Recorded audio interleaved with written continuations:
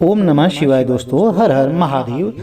सोमवार का दिन भगवान शिव की पूजा के लिए होता है। सोमवार के दिन भगवान शिव के साथ साथ माता पार्वती की भी पूजा करनी चाहिए, आराधना करनी चाहिए। कोई भक्त सच्चे मन से, सच्चे भावना से, हृदय से यदि भगवान का स्मरण करता है, पूजन करता है, कथा श्रवण करता है और व्रत करता है तो उसकी मनोकामना अवश्य ही पूर्ण होती हैं। यदि सोमवार के दिन आप व्रत नहीं की भी कर पाते हैं अगहन मास में, तो केवल कथा भी श्रवण करते हैं तो अवश्य आपकी मनोकामनाएं पूर्ण होंगी। आज की वीडियो में अगहन मास सोमवार व्रत कथा का श्रवण करने जा रहे हैं। यदि चैनल पर आप पहली बार आए हैं तो चैनल को लाइक कीजिए, शेयर कीजिए, सब्सक्राइब कीजिए, साथ में बेल आइकन अवश्य प्रेस कर दीजिए, जिससे कि आने वाली वीडियोज की नोटिफिकेशन आपको ठीक समय पर मिलती रहिए। बोले शंकर भगवान की जय, माता पार्वती की जय।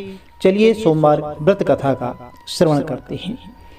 पौराणिक समय की बात है। किसी नगर में एक साहूकार रहता था। उसके घर में धन धान्य की कभी कोई कमी नहीं रहती थी, लेकिन उसकी कोई संतान नहीं थी। इस कारण से वह बहुत दुखी रहता था। संतान प्राप्ति के लिए साहूकार प्रति सोमवार को व्रत रखता था। वह पूरी श्रद्धा के साथ हर सोमवार को भगवान शिव के मंदिर में जाकर के भगवान शिव और माता पार्वती की पूजा करता था। उसकी भक्ति से माँ पार्वती एक दिन प्रसन्न हो गई। उन्होंने भगवान शिव से उस साहूकार की मनोकामना पूर्ण करने का आग्रह किया। इस पर भगवान शिव ने कहा, हे पार्वती, इस संसार में हर प्राणी को उसके कर्मों के अनुसार ही फल मिलता है। जिसके भाग्य में जो होगा उसे भोगना ही पड़ता है। लेकिन माता पार्वती ने साहूकार की भक्ति का मान रखने के लिए भगवान शिव से एक बार फिर से इच्छा जताई। तो भगवान शिव ने माता पार्वती के आग्रह पर साहूकार को पुत्र प्राप्ति का वरदान दे दिया। साथ ही यह भी कहा कि उसके बालक की आयु केवल 12 वर्ष की ही होगी।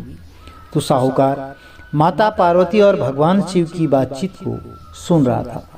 उसे भगवान शिव के इस बात से ना तो खुशी हुई और ना ही वह दुखी हुआ।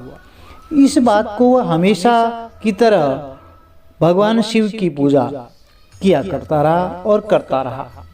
कुछ समय बीत जाने के बाद साहूकार के घर एक पुत्र का जन्म हुआ। जब उस बालक की उम्र 11 वर्ष की हुई तो उसे पढ़ाई के लिए काशी भेज दिया। साहूकार ने पुत्र के मामा को बहुत सारा धन देकर के उसे काशी विद्या प्राप्त करने के लिए भेज दिया। तो साथ ही कहा कि मार्ग में यज्ञ कराते हुए आपको जाना है और आश्वासन दिया कि साथ ही यज्ञ स्थल पर ब्राह्मणों को भोजन कराना और दक्षिणा देने के लिए भी उनको कहा। दोनों मामा भांजे साहूकार के निर्देश के अनुसार यज्ञ कराते, ब्राह्मणों को दान दक्षिणा देते और काशी की ओर चल पड़े।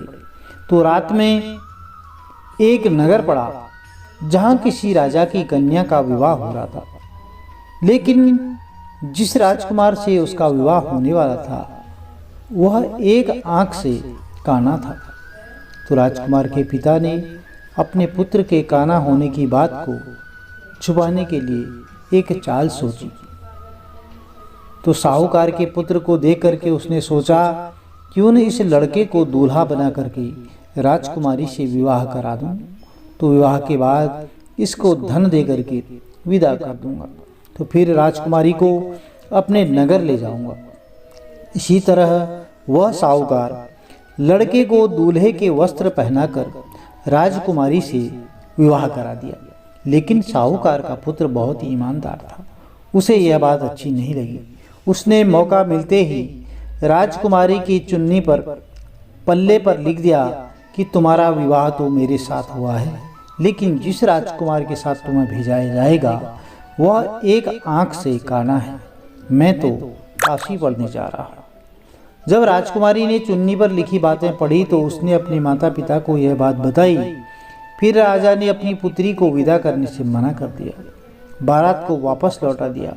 दूसरी ओर मामा के साथ साहूकार का पुत्र काशी पहुंचा। वहां जाकर के उन्होंने यज्ञ किया। जब लड़के की आयु 12 वर्ष की हुई, शिवजी के वरदान के अनुसार कुछ ही देर में उस बालक के प्राण निकल गए। भांजे को मृत देख करके उसके मामा ने विलाप शुरू कर दिया। संयोगवश उसी समय शिवजी और माता पार्वती उधर से गुजर रहे थे। तो पार्वती ने भगवान से कहा, हे स्वामी, मुझे इसके रोने के स्वर सहन नहीं हो रहे हैं, कृपा करके आप इस व्यक्ति के कष्ट को दूर करें। तो जब शिवजी उस मृत बालक के समीप गए तो बोले कि यह उसी साहूकार का पुत्र है जिसे मैंने 12 वर्ष की आयु का वरदान दिया था। अब इसकी आयु पूरी हो चुकी है। लेकिन मातृभाव से विभोर माता पार्वती ने कहा कि हे महादेव, कृपा कर इस बालक को और आयु देने की, अन्यथा इसके वियोग में तड़प तड़प कर इसके माता पिता भी मर जाएंगे।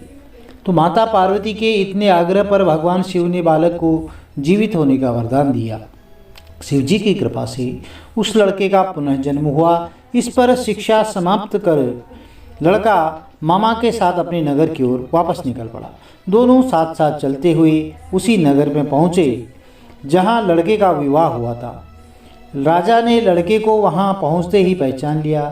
फिर महल में ले जा कर के उसकी खूब खातिरदारी की और अपनी पुत्री को विदा किया। इधर भूखे प्यासे रहकर साहूकार ने और उसकी पत्नी अपने बेटे की प्रतीक्षा कर रहे थे। उन्होंने अपने बेटे की मृत्यु का समाचार मिलने पर स्वयं प्राण त्याग देने का प्रण कर रखा था, परंतु अपने बेटे के जीवित होने का समाचार पाकर वह बेहद प्रसन्न थे। उसी रात भगवान शिव ने साहूकार के स्वप्न में आकर कहा, हे श्रेष्ठी, मैंने तेरे सोमवार के व्रत करने और व्रत कथा सुनने से प्रसन्न होकर के तेरे पुत्र को लंबी आयु का वरदान दे दिया है। बोलिए शंकर भगवान की जय।